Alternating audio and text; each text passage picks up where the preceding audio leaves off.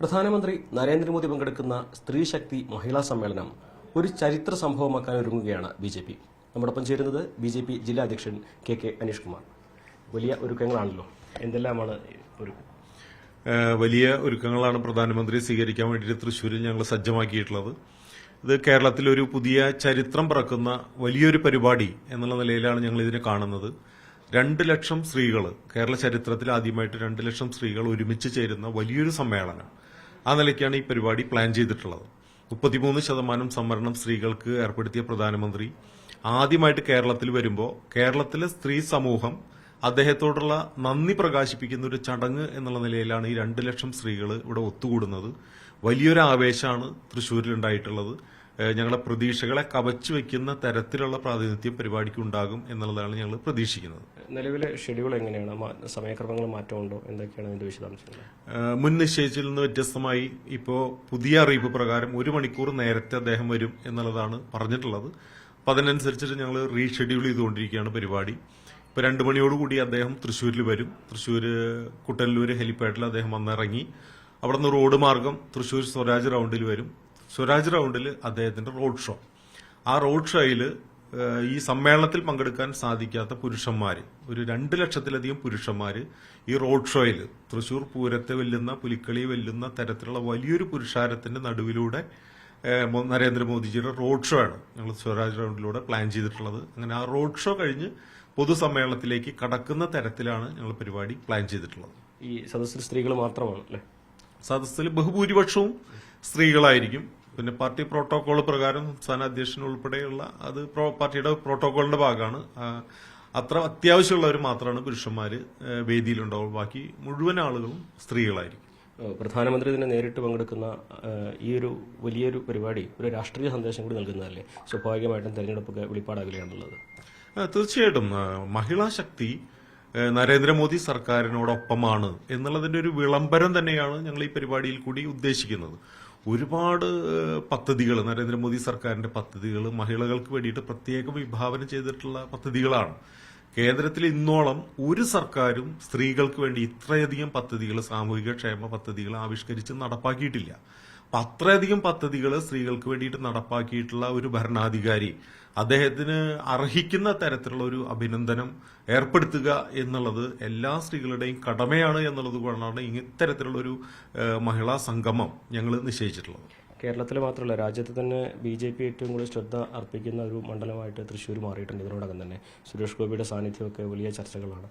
എന്തൊക്കെയാണ് അതിന്റെ ഒരു പ്രതീക്ഷകളുള്ളത്? ഇപ്പോൾ തൃശ്ശൂരിൽ ബി.ജെ.പിക്ക് അനുകൂലമായിട്ട് വലിയ തരംഗം നിലനിൽക്കുന്നുണ്ട്.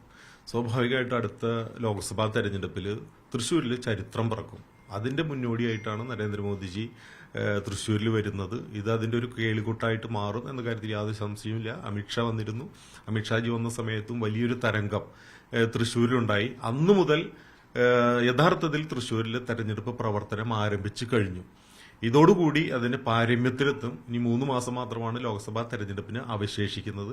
അപ്പൊ തീർച്ചയായിട്ടും നരേന്ദ്രമോദിജിയുടെ വരവ് ഒരു പുത്തൻ ഉണർവ് നൽകും. അത് വിജയത്തിലെത്തും എന്ന കാര്യത്തിൽ ഞങ്ങൾക്ക് ആർക്കും തന്നെ ഒരു സംശയമില്ല. വലിയ പ്രതിയോഗികൾ കാലങ്ങളായിട്ട് തൃശ്ശൂരിൽ ജയിച്ചു കയറിയവരാണ്. സ്വാഭാവികമായിട്ടും മോദിയുടെ സാന്നിധ്യം, ബി.ജെ.പി. നേതാക്കൾ എല്ലാം ചിട്ടയായ പ്രവർത്തനങ്ങൾ തുടങ്ങിക്കഴിഞ്ഞു. എങ്ങനെയായിരിക്കും ഈ ഒരു പോരാട്ടം? കാരണം ഒരു കുത്തക മണ്ഡലമായിട്ടാണ് ഇടതുപക്ഷമൊക്കെ ഇതിനെ കാണുന്നത്. അങ്ങനെ ആരുടെയും കുത്തകയൊന്നുമല്ല തൃശ്ശൂർ മണ്ഡലം. മാറി മാറി മുന്നണികൾ ജയിച്ചിട്ടുള്ള മണ്ഡലമാണ്. ഫ്ലോട്ടിംഗ് വോട്ട് ധാരാളമുള്ള മണ്ഡലമാണ്. നിഷ്പക്ഷ വോട്ടർമാർ 50%-ലധികം ഉള്ള മണ്ഡലമാണ് തൃശ്ശൂർ മണ്ഡലം. ഇത്രയും കാലം ബി.ജെ.പി. എന്തുകൊണ്ട് ജയിച്ചില്ല എന്ന് ചോദിച്ചാൽ, ഇത്രയും കാലം ബി.ജെ.പിക്ക് ഒരു ജയസാധ്യതയിലേക്ക് എത്തിക്കാൻ ഞങ്ങൾക്ക് സാധിച്ചിരുന്നില്ല.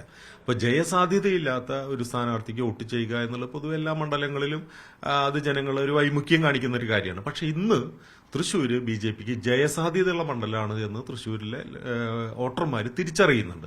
അപ്പൊ ജയസാധ്യതയിലേക്ക് ബി.ജെ.പി. എത്തിയതോടുകൂടി ഇത്രയും കാലം ബി.ജെ.പിക്ക് വോട്ട് ചെയ്യാതിരുന്ന നിരവധി ആളുകൾ ഇത്തവണ വോട്ട് ചെയ്യും. ഇത്രയും കാലം അവർക്ക് ജയിക്കില്ല എന്നുള്ളത് കൊണ്ട് ബി.ജെ.പിക്ക് വോട്ട് ചെയ്യാതിരുന്ന ചെയ്യാതിരുന്ന നിരവധി ആളുകളുണ്ട്. പക്ഷേ ഞങ്ങളോട് അനുഭാവം പുലർത്തുന്നവരാണ്, ബി ജെ പി ജയിക്കണമെന്ന് ആഗ്രഹിക്കുന്നവരാണ്.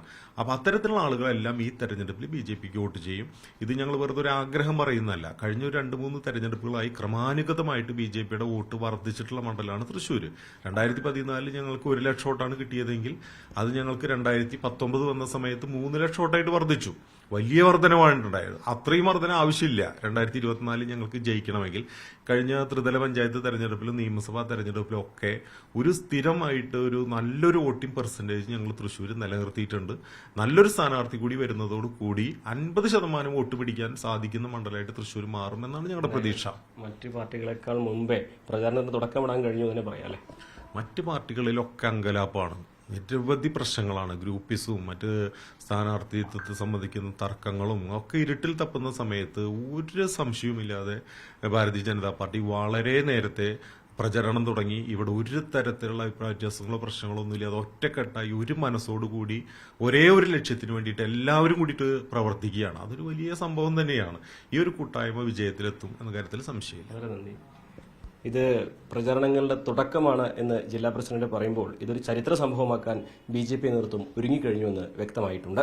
അഖിലോട്ട് പറയ്ക്കൊപ്പം CV അനുമോദ്, ന്യൂസ് 18.